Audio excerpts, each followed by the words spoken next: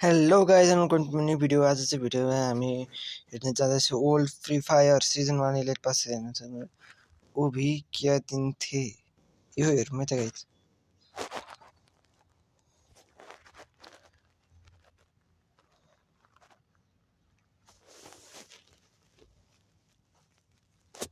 यो हेरौँ। और clock tower पे उतरने से हमें बहुत डर लगता था क्योंकि वहां पर सभी प्रो बंदे उतरते थे। सच में यार फ्री फायर के वो दिन भी क्या दिन थे।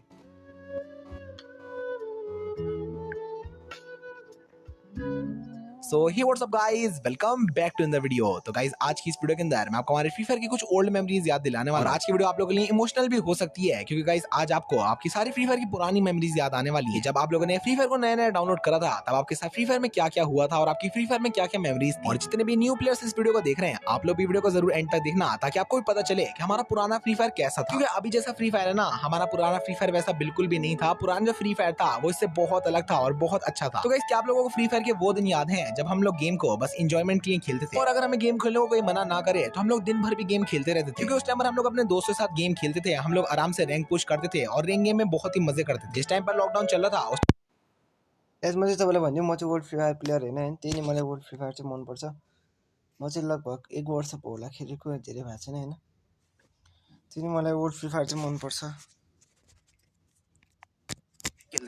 हमारा एक ही सपना रहता था कि काश हम लोग हीरोइक पहुंच जाएं। और हीरोइक पहुंचने के लिए हम लोग दिन रात रैंक पुश करते रहते थे, अपने दोस्तों के साथ रैंक गेम खेलते रहते थे। लेकिन तब भी उस टाइम पर हम लोग हीरोइक पहुंच ही नहीं पाते थे क्योंकि उस टाइम पर हीरोइक पहुंचना बहुत मुश्किल था। और 2019 के टाइम पे जो फ्री फायर का म्यूजिक था वो सभी प्लेयर्स का अब तक का सबसे फेवरेट म्यूजिक है। आपको सुनाता हूँ कि आखिरकार उस टाइम पे फ्री फायर का म्यूजिक कैसा था और आपको भी इससे बहुत सारी अपनी पुरानी मेमोरीज याद आ जाएंगी। तो आप लोग फ्री फायर का ओल्ड म्यूजिक ये सुनो।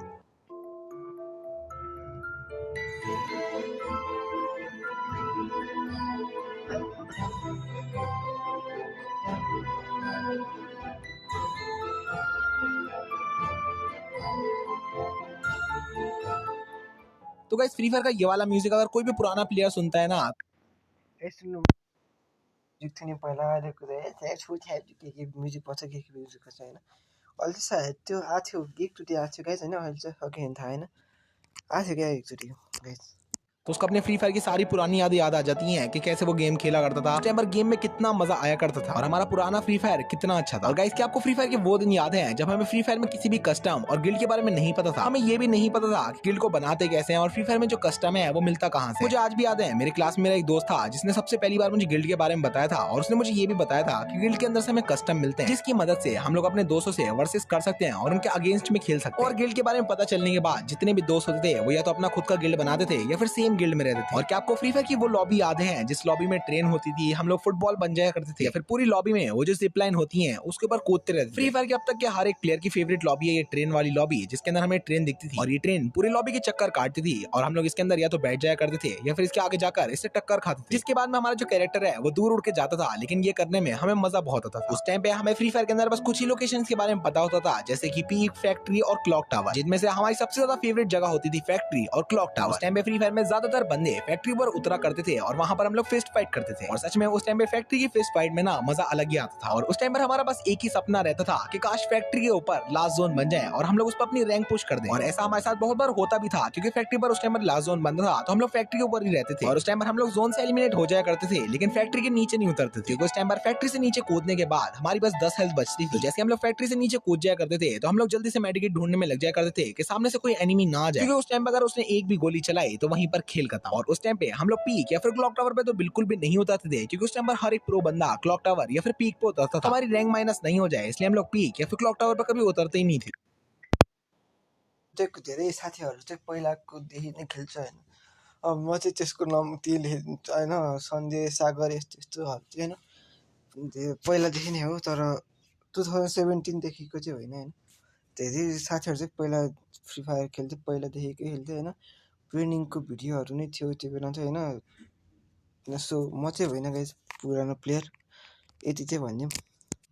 क्योंकि वहां पर सारे प्रो बंदे उतरते थे। पहले फ्री फायर में कोई टिप्स एंड ट्रिक्स नहीं थी, फास्ट मूवमेंट नहीं था, वन टैप नहीं था, ड्रैग हेडशॉट नहीं था। तो जैसा हम लोगों का मन करता था हम लोग गेम को बस वैसे ही खेलते थे। और उस टाइम तो हम लोग ज्यादा किल करने की कोशिश भी नहीं करते थे, हम लोग बस कैंपिंग करते थे और अपनी रैंक को बढ़ाते थे। और क्या आपको वो दिन याद है जब फ्री फायर में किसी बंदे के पास इमोट्स नहीं होते थे, कोई बंदा अपनी ड्रेस का शो ऑफ नहीं करता था, कोई बंदा अपने कलेक्शन का शो ऑफ नहीं करता था। उस टाइम पे फ्री फायर में बस एक ही चीज का शो ऑफ होता था और वो था रैंक। जिस बंदे की रैंक जितनी ज्यादा होती थी हम लोग उस बंदे को उतना ही प्रो मान लिया करते थे। और अगर किसी बंदे की रैंक हीरोइक होती थी तब तो भाई हम लोग उस बंदे को फ्री फायर का गॉड मान लिया करते थे। और पहले अगर फ्री फायर में कोई टिप्स एंड ट्रिक्स होती भी थी ना तो वो ऐसी टिप्स एंड ट्रिक्स होती थी कि हमें भागते वक्त जंप करते रहना चाहिए। तो अगर गेम के अंदर हमें कोई बंदा ऐसा दिखता था जो कि भागते भागते जंप कर रहा है तो भाई हम लोग उसे प्रो मान लिया करते थे। और अभी जब मैं उन चीजों के बारे में सोच रहा हूँ तो भाई इतनी हंसी आ रही है कि हम लोग ऐसे नॉर्मल से बंदों को प्रो मान लिया करते थे। और जब हम लोगों ने फ्री फायर को नया नया खेलना स्टार्ट करा था उस टाइम हमें इमोट्स के बारे में नहीं पता था। तो अगर कोई एनिमी हमें मार के इमोट दिखाता था तो हम लोग सोचते थे भाई ये बंदा कर क्या रहा है। और उस टाइम में हम लोग इमोट्स को एक्शन बोलते थे। तो अगर कोई बंदा हमें इमोट दिखाता था तो हम लोग अपने टीममेट्स को ये बोलते थे देख भाई हमें एक्शन दिखा रहा है। और उसके बदले में हमारे पास तो इमोट होते नहीं थे। तो अगर हम किसी बंदे को मार दिया करते थे या फिर बोया करते थे तो हम लोग बस ऐसी आसमान में गोलियां चलाने लगते थे या फिर आसमान में मुक्के मारने लगते थे या फिर तेज तेज सिटअप करने लगते थे। और उस टाइम पे हमारे लिए बस यही इमोट्स थे। लेकिन फिर बाद में जाकर हमें पता चला कि फ्री फायर में इमोट्स नाम की भी कोई चीज होती है। और इसके बाद में हमारा मिशन बन गया था कि जितने भी हमारे इमोट स्लॉट्स हैं इसमें हमें सभी इमोट्स को भरना है, मतलब कि 6 के 6 इमोट्स रखने हैं। पहले फ्री फायर के अंदर बहुत कम ही कैरेक्टर्स होते थे जिसमें से हमारे लिए सबसे ज्यादा जो खास कैरेक्टर्स हैं वो होते थे क्ला, मिगुइल, फॉर्ड और एंड्रू। जितने भी पुराने प्लेयर्स हैं उन लोगों को ये चीज पता होगी पहले के टाइम में एंड्रू कितना ज्यादा रेयर माना जाता था और किसी भी एंड्रू वाले बंदे को हम लोग प्रो मान लिया करते थे। फिर जैसे जैसे टाइम बीता उसके बाद में हम लोग क्ला को प्रो मानने लग गए। उसके बाद में आया मिगुइल और फिर उसके बाद में आया हयातो। पहले हयातो फ्री फायर में इतना ज्यादा रेयर होता था जितना अभी हिप हॉप बंडल भी नहीं है। मुझे आज भी याद है मैंने इतनी मुश्किल से एयर ड्रॉप बाय करके हयातो लिया था। लेकिन जैसे मैंने हयातो लिया था उसके कुछ दिन बाद ही हयातो फ्री में मिल गया था। और क्या आपको वो दिन याद है जब हम लोग फ्री फायर में किसी बंदे का नाम देखकर उसको प्रो मान लिया करते थे। पहले जिस बंदे के नाम के आगे पीछे भी जितने ज्यादा डिजाइन होते थे और ये लहरें होती थी हम लोग उसको उतना प्रो मानते थे। और मुझे तो ऐसा लगता था कि जब हम लोग प्रो बन जाएंगे तब हमारे नाम के आगे भी ऐसी लहरें आ जाएंगी। लेकिन फिर बाद में जाकर पता चला कि ये चीज तो हम लोग सिंपली बस एक एडिटर से कर सकते हैं। और हमारा जो पुराना फ्री फायर था उसका रैंक सिस्टम भी बहुत अलग था। पहले फ्री फायर में क्लैश स्क्वाड जैसा कोई मोड नहीं था। पहले फ्री फायर में बस एक बीआर रैंक होता था जिसके अंदर मास्टर और ग्रैंड मास्टर जैसी कोई रैंक नहीं होती थी। पहले फ्री फायर के अंदर मैक्सिमम रैंक होती थी हीरोइक, क्योंकि पहले हीरोइक पहुंचना भी बहुत ही ज्यादा मुश्किल था। और फ्री फायर में हर एक बंदे का बस सपना रहता था कि काश वो हीरोइक पहुंच जाए। पहले फ्री फायर में हीरोइक वाले प्लेयर्स की इतनी ज्यादा इज्जत होती थी जितनी अभी ग्रैंड मास्टर या फिर ग्लोबल प्लेयर्स की भी नहीं है। पहले अगर हमारे ग्रुप के अंदर कोई भी हीरोइक वाला प्लेयर आ जाता था तो हम लोग उससे कहते थे भाई बस एक गेम खेल लो, उसके साथ स्क्रीनशॉट लेने लगते थे। लेकिन उस टाइम पे हीरोइक वाले प्लेयर्स भी भाई अलग ही एटीट्यूड में रहते थे, वो लोग किसी के साथ खेलते ही नहीं थे। और उस टाइम पे हीरोइक वाले प्लेयर्स फ्री फायर में किसी सेलिब्रिटी की तरह। पहले हमें ये चीज भी नहीं पता थी कौन सी गन के अंदर कौन सी एमओ लगती है और मजल, साइलेंसर, फोर ग्रिप इन सब का क्या काम होता है। हमें तो बस यही लगता था कि अगर हम कोई भी अटैचमेंट लगाएंगे तो उससे हमारी गन का डैमेज बढ़ जाएगा। और पहले जब भी हमारी बैग की स्पेस फुल होती थी ना तो हम लोग एमओ या फिर मेडिकेट फेंकने की जगह गन को फेंक दिया करते थे और हमें ऐसा लगता था गन को फेंकने से बैग खाली हो जाएगा। पहले फ्री फायर के अंदर इतने अच्छे मोड्स आते थे जैसे ये डेथ रेस, ज़ॉम्बी मोड, जिसमें से अब तक का one of the best mode था डेथ अपराइजिंग मोड, जिसके अंदर हमारे सामने ज़ॉम्बी आ जाया करते थे और हमें ज़ॉम्बी को मारना पड़ता था। और छोटे छोटे ज़ॉम्बी को मारने के बाद लास्ट में बड़ा सा ज़ॉम्बी आता था जिसको अगर हम लोग मारते थे तो बोया हो जाएगा।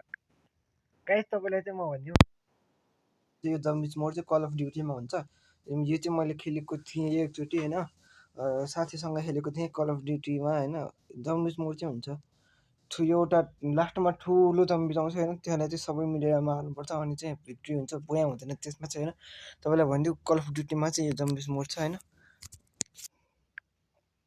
और क्या आपको वो दिन याद है जब पहले हमें फ्री फायर में long range gun, short range gun इन सब में कोई भी मतलब नहीं होता था। हम तो बस अपने हाथ में दो एके या फिर स्कार और M4A1 लेके घूमते थे और हमें ऐसा लगता था जो गन जितनी लंबी है वो उतनी अच्छी होगी। और पहले हम लोग शॉर्ट गन और MP40 के अंदर भी स्कोप लगाने की कोशिश करते थे और जब उसके अंदर स्कोप नहीं लगता था तो हमें लगता था वो गन ही बेकार है। ऐसे गन्स की बात यहाँ पर मैं कर भी क्यों रहा हूँ, क्योंकि उस टाइम पर हम लोग गोली तो चलाते नहीं थे। उस टाइम में हमारे लिए फ्री फायर नहीं बल्कि कार रेसिंग गेम था। जब भी हम लोग मैप के अंदर उतरते थे तो बस हम लोग कोई भी व्हीकल ढूंढने में लग जाया करते थे। जैसे हमें कोई भी व्हीकल मिलता था तो उसके अंदर हम लोग पूरे मैप में घूमते रहते थे। और उस टाइम पे हमें सबसे बढ़िया व्हीकल लगता था जीप, क्योंकि हमें लगता था ये जीप तो चारों साइड से कवर है तो इसके अंदर मुझे गोली तो पड़ ही नहीं सकती। तो इसलिए उस टाइम में हम लोग जीप के अंदर ही घूमते रहते थे। और पहले फ्री फायर के अंदर ग्लाइडर भी होता था तो हम लोग पूरे मैप के अंदर ग्लाइडर से घूमते रहते थे। और गेम के अंदर ये जो जिपलाइन है जिसको अभी टाइम में तो बहुत कम बंदे यूज करते हैं, इसको हम लोग पहले बहुत यूज करते थे, क्योंकि पहले जिपलाइन पे चढ़ने में ना अलग ही मजा आता था। सच में यार फ्री फायर के वो दिन भी क्या दिन थे। बस गाइस यही थे कुछ ओल्ड मेमोरीज जो कि मुझे आप लोगों के साथ शेयर करने थे। अभी आप लोग कमेंट करके बताना कि आज की ये वीडियो आपको कैसी लगी। तो गाइस अगर आप लोगों को वीडियो पसंद आई है तो वीडियो को लाइक जरूर से कर देना। और अगर आप लोग भी फ्री फायर के एक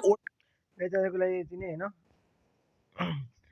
जो जो ओल्ड फ्री फायर प्लेयर छ त्यसलाई चाहिँ धेरै धेरै नमस्कार छ गाइस। ओल्ड फ्री फायर खेलेको यो चाहिँ गेमिङ विथ भन्नेले भनेको छ होइन, गेमिङ विथ रहिम भन्नेले, त्यसलाई त्यसलाई जान्दो रहेछ यो भिडियो चाहिँ होइन।